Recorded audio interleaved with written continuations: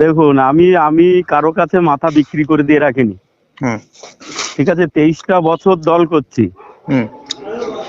দল এখন আমার মতো হাজার হাজার কর্মী যন্ত্রণায় ভুগছে, কেউ বলতে পারছে মুখ ফুটে, কেউ বলতে পারছে না। ঠিক আছে, আমার সারা জীবনই আমি একটা প্রতিবাদী চরিত্র, অন্যায় দেখলে সহ্য করতে পারি না, সে আমার নিজের দলের হোক বিরোধী দলের হোক। বলছি তৃণমূল নেতা হাবিজুল বলছেন? হ্যাঁ বলছি। আমি এনপি বাংলা ইউটিউব চ্যানেল থেকে বলছি। হ্যাঁ বলুন। আপনার একটা ভিডিও দেখছি ফেসবুকে, দুর্নীতি নিয়ে একটা ছন্দ বানিয়েছেন আপনি। তা আপনি কি দল ছাড়ছেন? না, সেরকম কোনো চিন্তা ভাবনা নেই। তাহলে হঠাৎ এমন এমন ছন্দ? আমার মনে হয়েছে মানুষের জন্য কিছু বলার করার।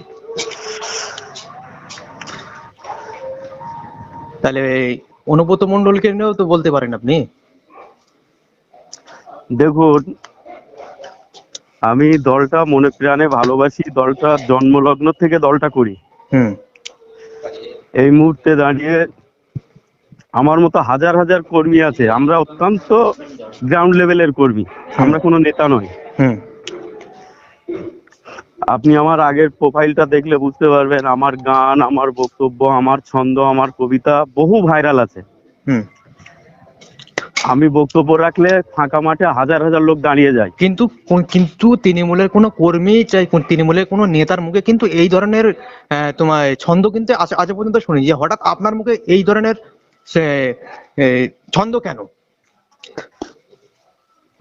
কোথাও অভিমান আছে, কোথাও ক্ষোভ আছে, এটা তো একটা আছে। এটা তো দেখে সাফ বোঝা যাচ্ছে যে আপনি হয়তো দল ছাড়তে বলতে পারছেন না প্রকাশ্য, কিন্তু মনে আছে কিছু ছাড়ার। আমি একটা কথা বলি আপনাকে, আমি অত ভাবি না। যদি দল মনে করে, আমি মানুষের জন্য প্রথম জীবন থেকে কথা বলে আসি, আজও মানুষের জন্য বলছি, ভবিষ্যতেও বলবো।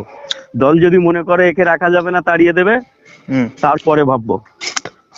যদি বা বাইসা যদি দল বলে দেয় যে আপনাকে রাখবে না, আপনি কি থাকবেন ওই দলে, তৃণমূল দলে? না, প্রশ্নই নেই। সেক্ষেত্রে কোনো প্রশ্ন থাকে নাকি? আমাকে দল তাড়িয়ে দিল, বলে দিল যে ও তৃণমূলে নেই, তৃণমূল থেকে ওকে সাসপেন্ড করা হলো, বহিষ্কার করা হলো, সেক্ষেত্রে আমি তৃণমূলে থাকবো কেন? মানুষের জন্য কাজ করি, সামাজিক, সব সময় মানুষের জন্য কাজ করে যাব। সে কোনো দলের পেছনে ছত্রছায়ায় না থেকেও মানুষের জন্য কাজ করা যায়, কোনো অসুবিধা নেই। আচ্ছা, পঞ্চায়েত ভোটে যে ভোট গণানোর দিনে যে গুমা বিডিও অফিসে যখন ভোট গণানো হচ্ছিল, তখন যে আইএসএফ যারা প্রার্থী হয়েছিল তাদের উপর যে মারধর করেছে, আপনি কি সে জায়গায় ছিলেন? কোথায় মারধর হয়েছিল, কি হয়েছিল জানি না, আমি কাউন্টিং এজেন্ট ছিলাম। আইএসএফ প্রার্থীদেরকে যে জামা কাপড় ছেড়ে দিয়েছে, আপনি তো নিশ্চয়ই দেখেছেন। আমি পরে মিডিয়াতে দেখেছি, আমি ভিতরে কাউন্টিং এ ছিলাম আমার বুথে।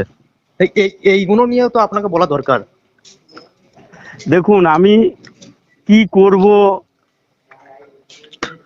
কোনটা করব কোনটা করব না, নিশ্চয়ই আমার ভাবনা চিন্তায় আছে। ঠিক আছে, আচ্ছা, সব সময় বলবে। ঠিক আছে দাদা, ধন্যবাদ। হ্যাঁ, থ্যাংক ইউ। ওকে।